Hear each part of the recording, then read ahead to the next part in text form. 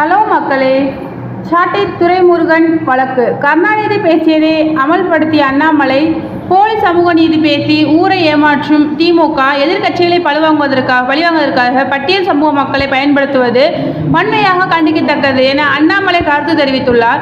இது குறித்து அவர் தனது அறிக்கையில், பல ஆண்டுகளுக்கு முன்பு யாரோ எழுதிய பாடலை நாம் தமிழர் கட்சியின் நிர்வாகி சாட்டை துரைமுருகன் அவர்கள் மேடையில் பாடினார் என்பதற்காக அவரை கைது செய்திருக்கிறது தமிழக காவல்துறை. அத்தோடு இல்லாமல் அந்த பாடலில் இடம்பெற்ற வார்த்தைக்காக அவர் மீது வன்கொடுமை தடுப்பு சட்டத்தின் கீழ் வழக்கு பதிவு செய்திருக்கிறார்கள்.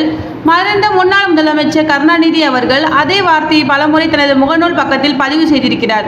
அப்போதெல்லாம் தவறாக தெரியாதது தற்போது மட்டும் எப்படி தவறானது என்பதை வழக்கு பதிவு செய்வதற்கு முன்பாவது தமிழக காவல்துறை ஆலோசித்து இருக்க வேண்டும்.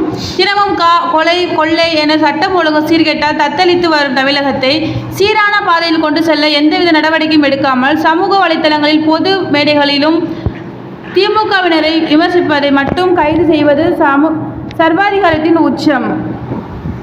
பட்டியல் சமுதாயத்தை தவறாக பேசினார் என்று சாட்டை துரைமுருகன் மீது வன்கொடுமை தடுப்பு சட்டத்தின் கீழ் வழக்கு பதிவு செய்திருக்கும் காவல்துறை, பட்டியல் சமூகத்தை சேர்ந்த ஒரு அரசு அதிகாரியை தகாத வார்த்தைகள் திட்டிய அமைச்சர் ராஜகண்ணப்பன் மீதோ பட்டியல் சமுதாய மக்கள் பிரதிநிதி ஒருவரை பொது மேடையில் வைத்து சமுதாயத்தை குறிப்பிட்டு பேசிய அமைச்சர் பொன்முடி மீதோ என்ன நடவடிக்கை எடுத்தது? போலி சமூக நீதி பேசி ஊரை ஏமாற்றும் திமுக எதிர்க்கட்சிகளை பழிவாங்குவதற்காக பட்டியல் சமூக மக்களை பயன்படுத்துவது வன்மையாக கண்டிக்கத்தக்கது. உடனடியாக இதுபோன்ற பழிவாங்கும் நடவடிக்கைகளை திமுக அரசு கைவிட வேண்டும் என்றும், சாட்டை துரைமுருகன் மீது தொடர்ந்துள்ள போலி வழக்கை கைவிட வேண்டும் என்று வலியுறுத்துகிறேன்.